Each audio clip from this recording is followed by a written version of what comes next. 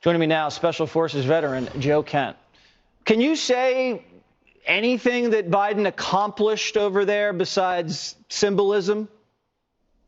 No, Jesse, the only thing I think that he accomplished was confusing our allies and emboldening our enemies.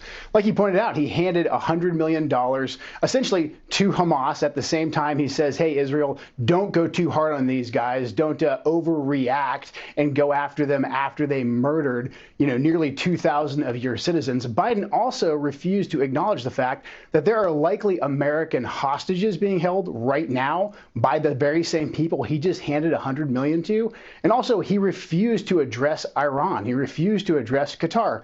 We're giving money to the Qataris. The Qataris are hosting the Hamas leadership, and Iran still has the money that Biden gave them. So really, again, our allies are completely and totally isolated, and our enemies are emboldened because of not just Biden's policies and actions, but also this horrible trip that he just took over there. Maybe the $100 million to Hamas was just a down payment for the ransom. We have no idea what's actually going on. But what do you feel about these guys snubbing the president? I'm an American. I don't like it when leaders snub the president, but he's getting snubbed a lot. I believe the Mexican president snubbed him, or we had some summit in California. They snubbed. He gets snubbed all the time. Why don't they respect this guy?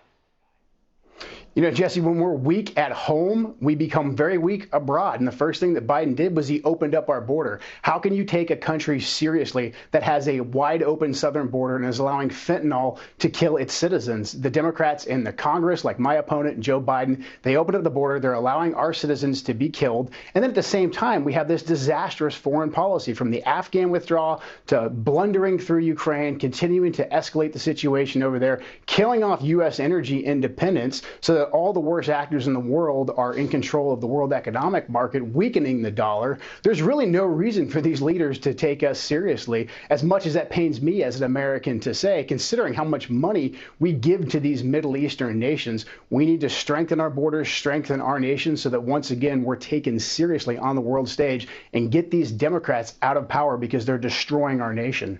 Are we ever going to have peace in the Middle East? I'm beginning to think when I'm dead, it's going to be just like it's always been. Rockets and riots, and it's never going to stop there, is it, Joe?